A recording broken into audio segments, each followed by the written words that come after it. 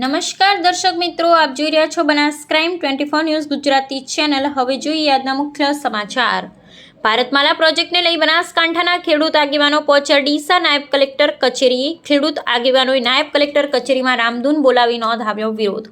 ખેડૂતોએ ભારતમાલા પ્રોજેક્ટમાં સંપાદન થયેલી જમીનમાં ભાવ ઓછા મળતા ખેડૂતોનો વિરોધ।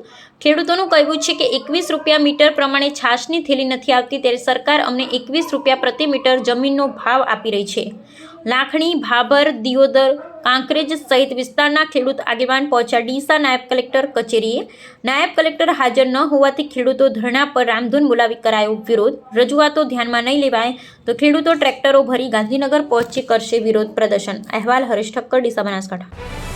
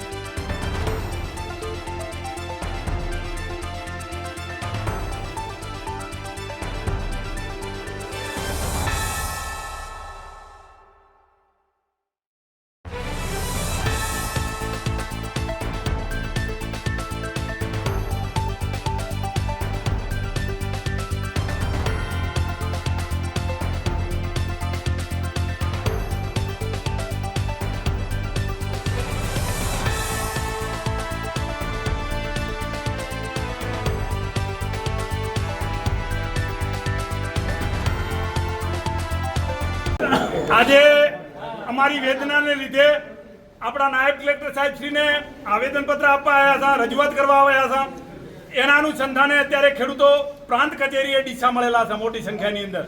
અમારી માગણી છે કે જે ભારતમાલા રોડ નીકળે છે એની અંદર જે એને થયેલો જે વિસ્તાર છે, જે નેતાઓના મળતિયાઓ એમના ભાગીદારીમાં જે કરેલ છે એના 4500-5000 સુધીના ભાવ 1 મીટરના આપેલા છે। જ્યારે અમારી ખેડૂતોની જમીન 20 રૂપિયા 22 રૂપિયાના ભાવે આજની બેઠેલી સરકારે સંપાદન કરેલી છે, એના એવોર્ડો કરેલા છે। અમે સરકારશ્રીને કહેવા માંગીએ છીએ કે જે ઊંચામાં ઊંચું વળતર મળતું હોય, જે એનાના જે ઉદ્યોગપતિઓએ જે એને કરાયેલું હોય એના અનુસંધાને અમને વળતર આપે, એના અનુસંધાને અત્યારે નાયબ કલેક્ટર સાહેબશ્રીને રજૂઆત કરવા આવેલા છે।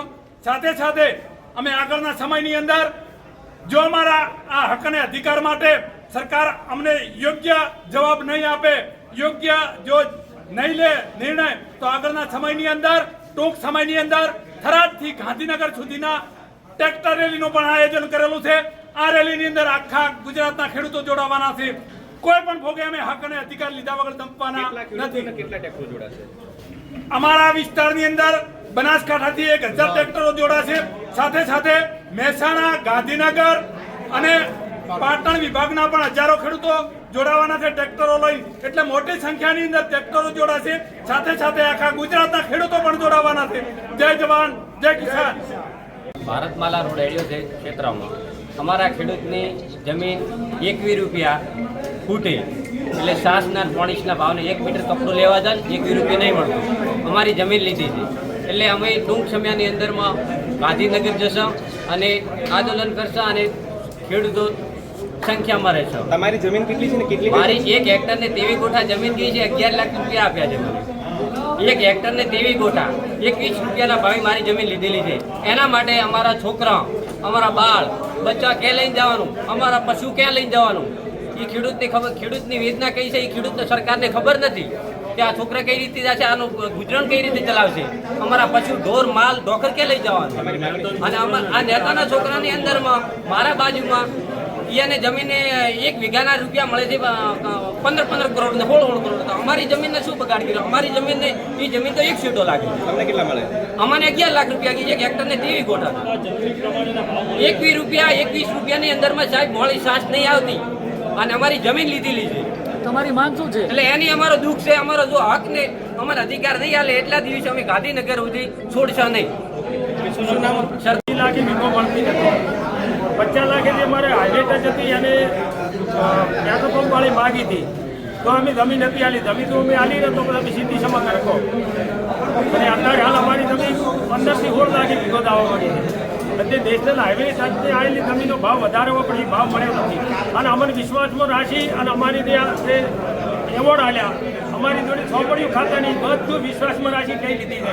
એટલે અમે સરકારને એવી માગણી કરે કે અમારા કોંગ્રેસ તાલુકાનો એવોર્ડ દઈને રદ કરો અને બધાનો નિકાલ આવે. એના પહેલાં બ્રોન્ચ સાહેબને કહેશે કે તમે કોઈ પણ ક્વારે કરશો નહીં અને અમારા કોઈ પણ ખાતા પૈસા નોખશો નહીં. આજે કયા વિસ્તારના અત્યારે તો બધા તાલુકાના બધા ખેડૂતો આવી ઓકે. તમારું નામ? તમારું નામ? મારું નામ ગોવિંદભાઈ ઓલાભાઈ રબારી. એટલે બેનને અમે એવું કહેવા માંગે છે કે જગદાસભાઈ પટેલ, સરપંચ કોટડા ભોયણા, તાલુકા દિયોદર. અમારી એક જ માંગ છે કે અમે આ 3 વર્ષથી મામલતદાર સાહેબ છીએ, કલેક્ટર સાહેબ છીએ, ધારાસભ્ય સાહેબ છીએ, બધાને રજૂઆતો કરી છે પણ અમારી રજૂઆત હજી કોઈ સાંભળવા માગતું નથી. અમારી એક જ માંગ છે. આજે અમે ડીસા મામલતદાર સાહેબ પણ આવે છે, બેને અમને સમય આપ્યો છે, બેન હજી હાજર છે નહીં, એની સમયગાળો જોઈ અને અમે બેઠા છીએ. અમારી એક જ માંગ છે કે અમને 20 રૂપિયા મીટરના આપે છે, એના અમારા ગામની અંદર મીટરના 4300 રૂપિયા આપ્યા છે. તો એની વાળાની જમીનના 4300 રૂપિયા, ખેડૂતના 20 રૂપિયા. આ ખેડૂતનો અન્યાય છે. તો સરકારને અમે એક જ માંગ કરો છો કે 4300 રૂપિયા પણ મળે, અમને પણ ખેડૂતને